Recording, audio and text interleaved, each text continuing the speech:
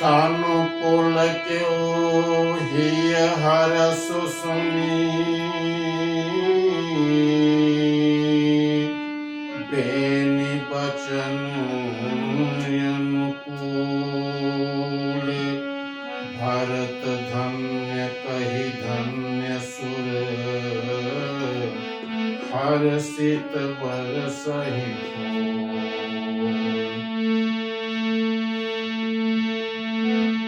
बंधुओं,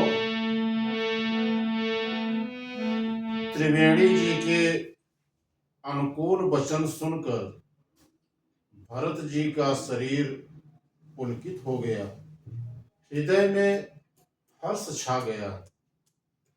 भरत जी धन्य हैं भरत जी, ऐसा कहकर सारे देवता प्रसन्न होकर फूल की वर्षा करने लगे। बंधुओं,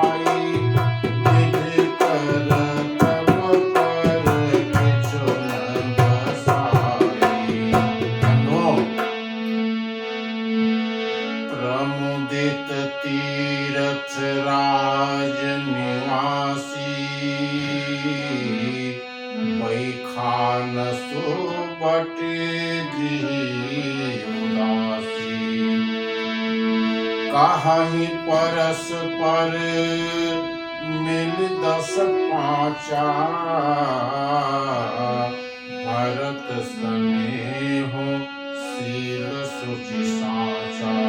बंधुओं, तीर्थराज प्रयाग में रहने वाले वानप्रस्थ, ब्रह्मचारी, गृहस्थ और उदासीन सन्यासी सब बहुत ही आनंदित हो रहे हैं और 10-5 लोग मिलकर आपस में कहते हैं कि भरत जी का प्रेम और शील पवित्र और सच्चा है। आगे, सुनत राम गुण ग्राम सुहाए, भरद्वाज मुनि बर पहियाए। सुनत राम गुण ग्राम सुहाए, भरद्वाज मुनि बर पहियाए। दंड प्रणाम करत मुनि देखे, मूरतिमंत भाग्य निज लेखे। श्री रामचंद्र जी के सुंदर समूहों को सुनते हुए वे मुनि श्रेष्ठ भरद्वाज जी के पास आए। मुनि ने भरत जी को दंडवत प्रणाम करते देखा और उन्हें अपना मूर्तिमान सौभाग्य समझा। आगे, उठाई लायुर लीन्हे, दीन्हे असीस कृतारथ कीन्हे। आसन दीन्हे नाई सिर बैठे, चहत सच गृह जन भज बैठे। उन्होंने दौड़कर भरत जी को उठाकर अपने हृदय से लगा लिया और आशीर्वाद देकर कृतार्थ किया। मुनि ने उन्हें आसन दिया।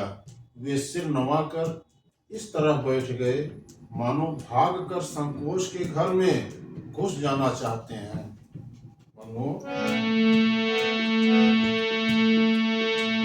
मुनि पूछब कछु यह बड़ सोचू, बोले ऋषि लखि शील सकोचो। सुनहु भरत हम सब सुधि पाई, विधि कर तब पर किछु न बसाई। उनके मन में यह बड़ा सोच है कि मुनि कुछ पूछेंगे तो मैं क्या उत्तर दूंगा। भरत जी के शील और संकोच को देखकर ऋषि बोले, भरत सुनो, हम सब खबर पा चुके हैं, विधाता के कर्तव्य पर कुछ बस नहीं चलता। तुम गलाने जिय जनि करहु,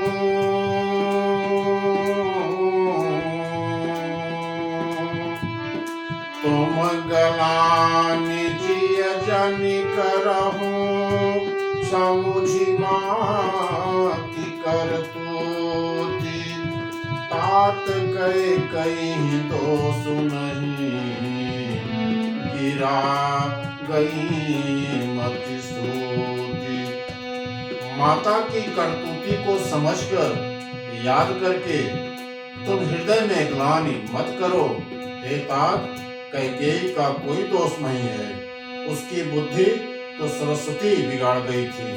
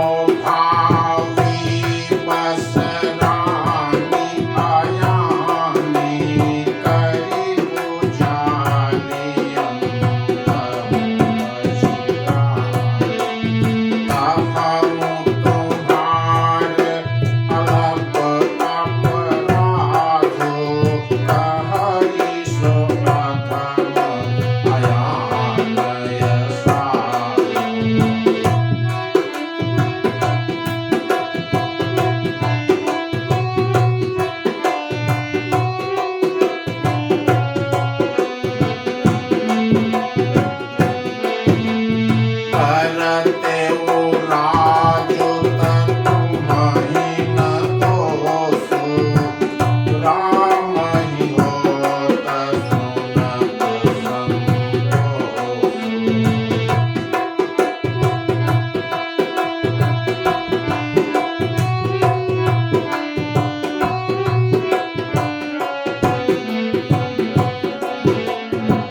बंधुओं,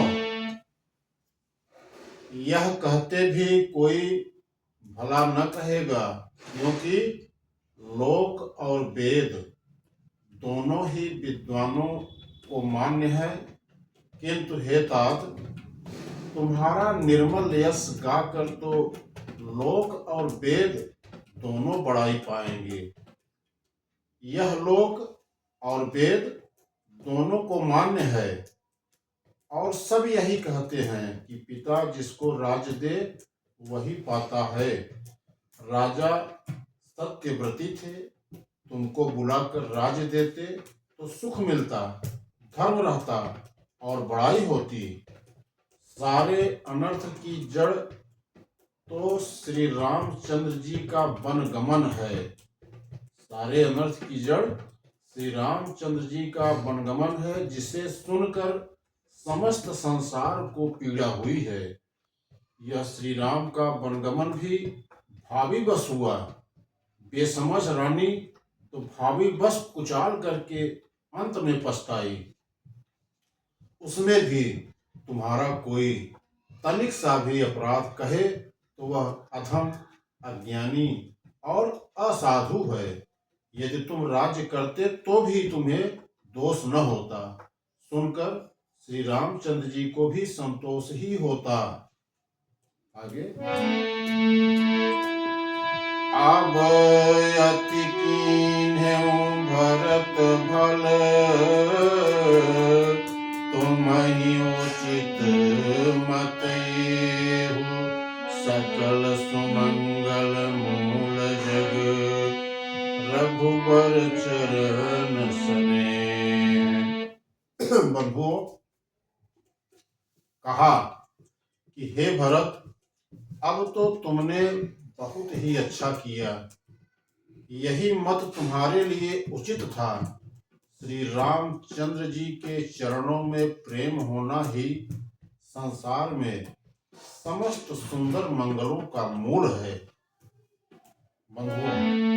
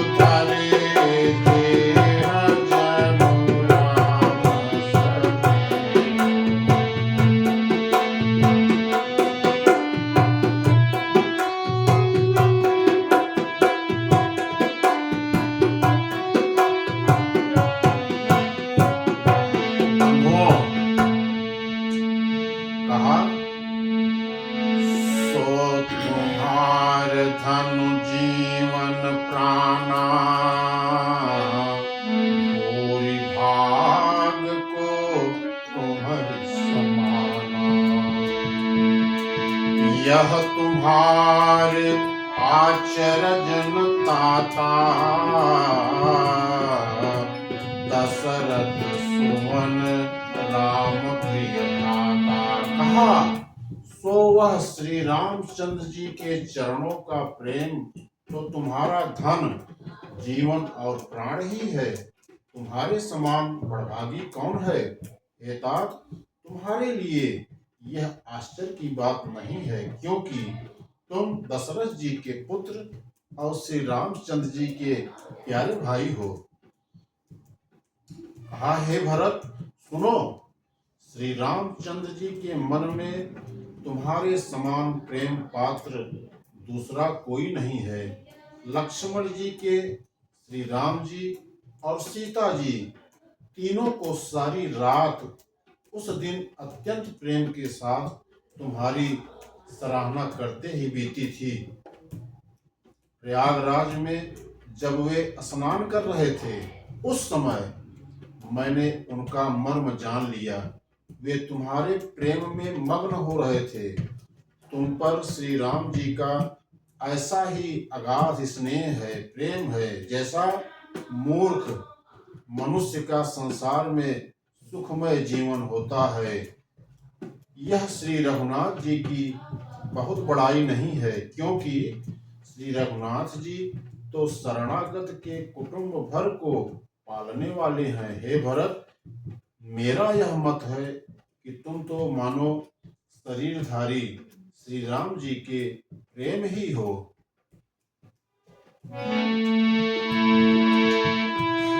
तुम कहा भरत कलंक यह,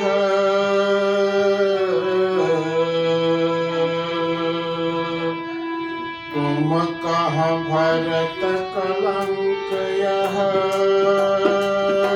हम सब उपदेश राम भगति रस सिद्ध हित, आयह समो गणेश।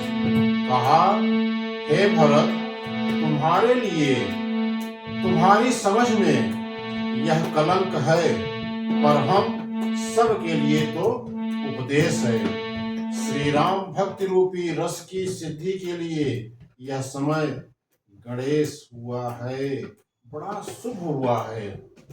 बंधुओं,